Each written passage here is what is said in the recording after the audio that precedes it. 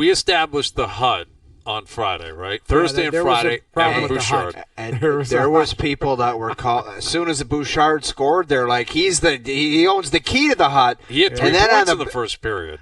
Yes, and I looked like a genius, didn't I? And then when the game was over, the game-winning goal, everyone was like, look at Bouchard's effort, take him out of the hut. And I'm like, are you guys insane? Well, I mean, Ekholm missed the net, so it was a bad bounce off the wall. He shouldn't get outside the dots on that play, but he's a very aggressive defenseman. He was on for both of the Marchand. Well, he was on. Yeah, he was on. R&H, I thought, jammed him up on that shorthanded one. Like, yes. R&H kind of bumbles along the wall and doesn't, it's not clean. But that's the beauty of Bouchard, we'll say it. Because Ekholm hammers this, but see, it's a bad bounce off the wall, and Bouchard was trying to pinch it off. Draisaitl catches him. This is the crazy part. You need a forward on top of that puck. Draisaitl catches Marchand. That's why I called it a moldy goal. Because Draisaitl was there. I think the goalie's got to have this. I think the goalie's got to have this too. Like, the one thing, and I reached out to Mike Kelly. I haven't gotten a response because I wanted analytically. Now, Skinner didn't. He was 0 for 2 on breakaways. Really 1 for 3 technically on the Reinhart. But Reinhart, you didn't get a shot on goal. Mm-hmm. Sagan scored on a breakaway against Dallas. That was a clear-cut breakaway. That's the one thing that I would like to see. And again, I'm nitpicking. I thought Stu Skinner played very, very well. But you need that big save. Bobrovsky's given them. Like Bobrovsky, now game 1, it was Skinner that was one shot better than Bobrovsky, but Edmonton really poured it to him. Had 24 chances, 24-15 in that first game. But there was nowhere else for Marchand to go on that play. Draisaitl had pushed him to the backhand, and Marchand kind of just throws it back, and it hits the right pad and trickles in. It was a moldy goal. I felt bad for Skinner, but he needs a game here too. Like, Skinner's going to need a game on the road here in the next 2 to go, hey, I'm giving you a chance to win a cup here too. Big time. Yeah, generally speaking, I mean, every series, usually the goalie has to be responsible for at least one. Right. Where clearly he's the best player or clearly the reason the team won. And I don't think that's been the case. You mentioned Bob was great in Game 1, but they lost that game in Florida, where I think Game 1 was the Draisaitl game, Game 2 was the Marchand game, and McDavid's been in the middle of that. Like, I was trying to think of putting a hut together for the first 2 games, like the 5 best players, if you want to leave it at that.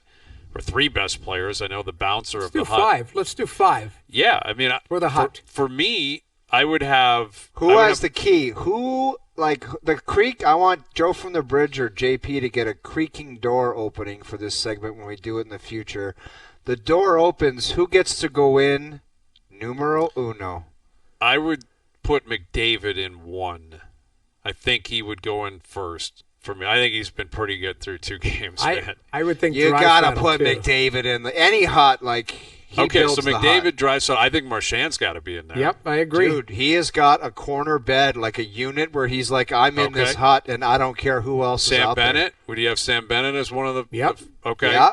So I'll give him a talking to on the way to the hut and say, this is a very exclusive hut. It's gorgeous in here. I can give you a Don't crazy run one. over anybody in the kitchen. I can give you a crazy one. Left. It might be Bouchard, but I also think it could be Corey Perry. Perry's been good. I was thinking Bouchard. Like on Florida's side of things, I don't know, like Forsling, but there's been a lot of goals. Forsling was unbelievable last game. I thought he was. His stick. Like, he was breaking plays up. I thought he did a terrific job. I think you might put Gus in there as the 5th to wrap up the hut. Not over Bouch, sorry. Well, Bouch is good. I mean, this guy's, like, producing. Like, that's the one thing. That goal was ridiculous. But again, he gets beat, man. Yeah, he does, but he doesn't get beat. He's not the direct result of those plays. He's not exactly the reason for it, but he is chasing guys up the ice while they're on breakaways a lot. Here's Ray Ferraro joining us, who had to leave us abruptly last week. I'm sure you were worried about our safety, Ray, but we're fine, as you can see. We were so mad we had to hang up with you and go home to our comfy couches. I was hoping that your booth was made out of metal. It was, and that's why we ran for our lives.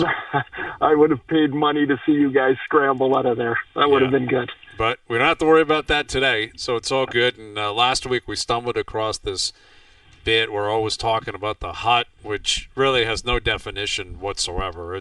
Yeah, well, I'm behind on this. What is the Here's hut? what happened, Ray. I said if there was a little hut out in the wilderness and only the best defenseman went into this hut, Cale Makar goes in first, and I said number 2 in the hut that gets a VIP suite is Evan Bouchard. And Hayes' head almost popped off of his body. You know how much I hate to agree with Hayes.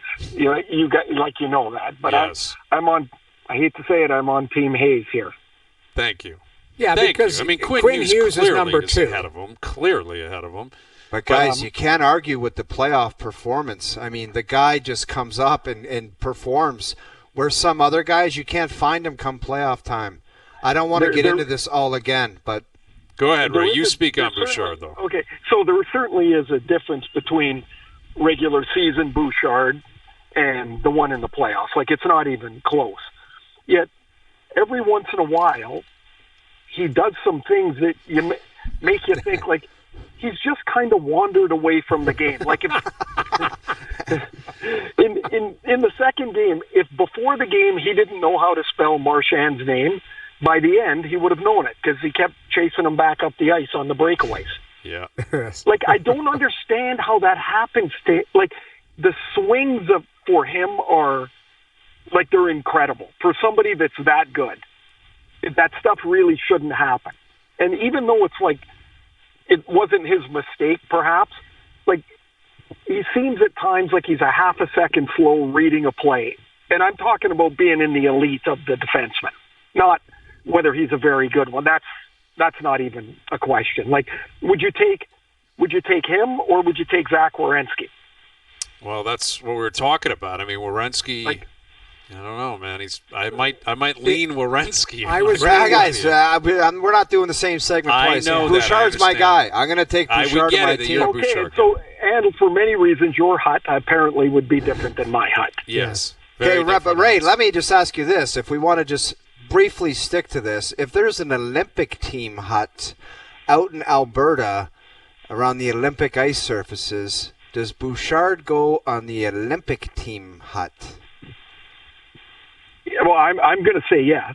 Yeah, there we go. That's what I thought. But I mean, just think of what happened though at that Four Nations thing. All of a sudden, you're like, oh my God, Thomas Harley's really good. Jesus, Sanheim's really good.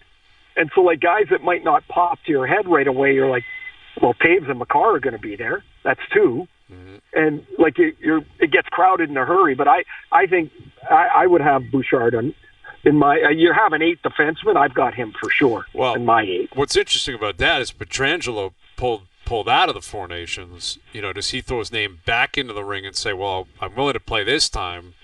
And if so, do they have a decision to make? Do they take him or do they take Bouchard? Did he lose his spot? I guess we'll find that out. They got 10 months to figure that out. But